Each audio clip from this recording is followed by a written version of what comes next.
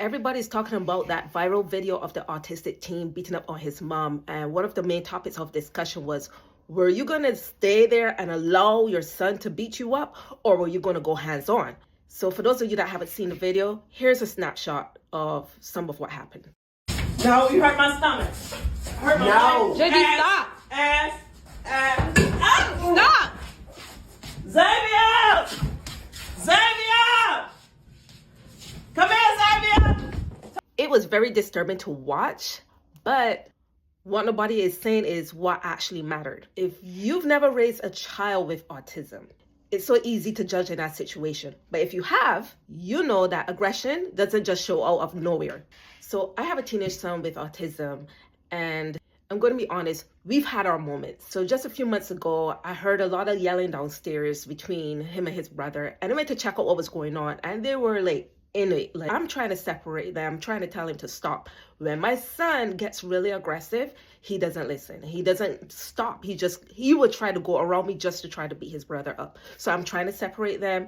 He fell over the sofa, and in doing so, he starts kicking at me.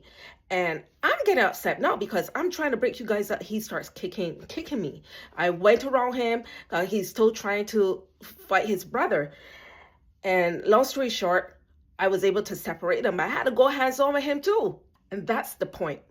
I did something. I didn't allow him to continue being aggressive towards me or his brother. After we had all cooled down, I later asked him like why he did what he did. And he said, oh, he was just upset.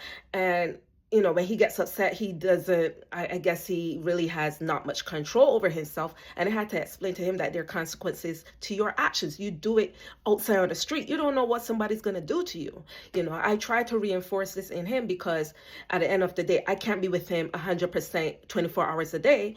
And I want to make sure that when he goes and gets upset somewhere else, that he's able to regulate himself. My point is, if you leave that aggressive behaviors unchecked, it's going to be no longer a little child with aggressive behaviors. It's going to be an older child that's going to be a danger not to just to you, but to others. I'm not here to judge that mom. She's doing the best that she can with the situation that she's in. I don't know her full story, but I would say this. The moment you realize that you are in some form of danger or your family, you need to seek some type of professional help. It may even mean getting him medicated or even hospitalized. So parents that have been through this, what's something that people don't understand about kids with autism? And to others, what would you have done in this situation?